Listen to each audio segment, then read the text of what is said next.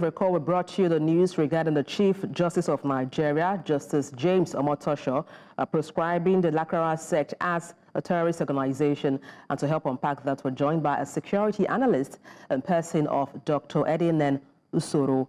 Good afternoon. Glad to have you join me on the news. Thank you for having me. All right, so let me kick off by asking what your thoughts are, what your impression is of the court declaring the Lakurawa Sect as a terrorist group. What do you make of that?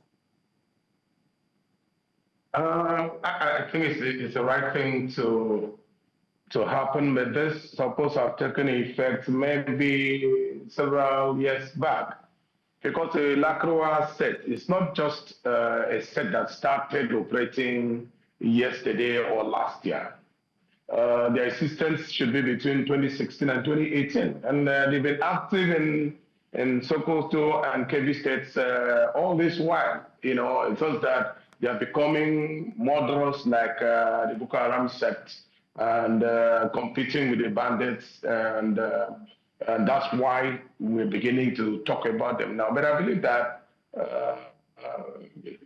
sects like this, from intelligence, the government would have acted much earlier, maybe 2, 3, 4 years ago.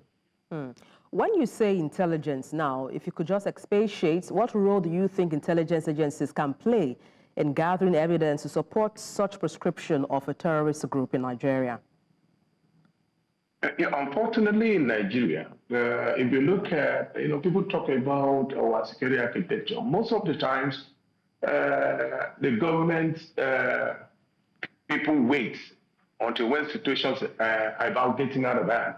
The intelligence I'm talking about is that if those guys have been in Sokoto, they've been in Kebbi State for this long, they came in trying to offer security cover for the inhabitants, opposing the bandits, fighting the bandits.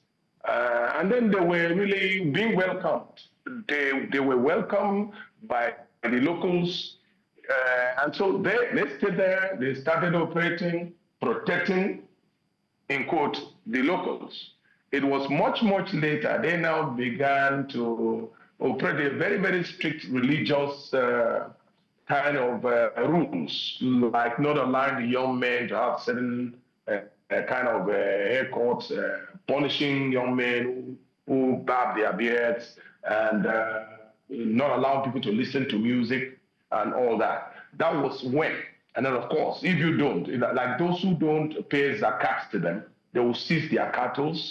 Remember before, like I said, these people were welcomed by the locals because they saw them as their own savior against the bandits. But if the intelligence was active, that was when the government would have acted. You don't wait until these guys that we're talking about, people having thousands of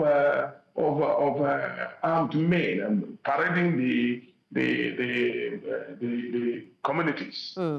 Let's talk about... yes. Just to follow your line of thought, Dr. Usoroh, let's look at international laws, for instance, such as the UN's definition of terrorism.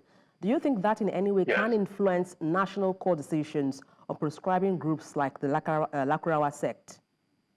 Yes, because what they do is that they're killing, they will go to a whole community and they'll kill, they'll eliminate everyone that doesn't agree with one, their kind of, rules, their kind of religious laws, and they are terrorizing the people, but unfortunately, like I said, if we had acted much earlier, it meets the United Nations, guidelines perfectly. They are non-state actors carrying arms, enforcing laws, enforcing taxes. That's all that you need here. Well, thanks so much indeed for your insight on the news, Dr. Edinen Usoroh, security analyst. Many thanks indeed for your time. Thank you for having me.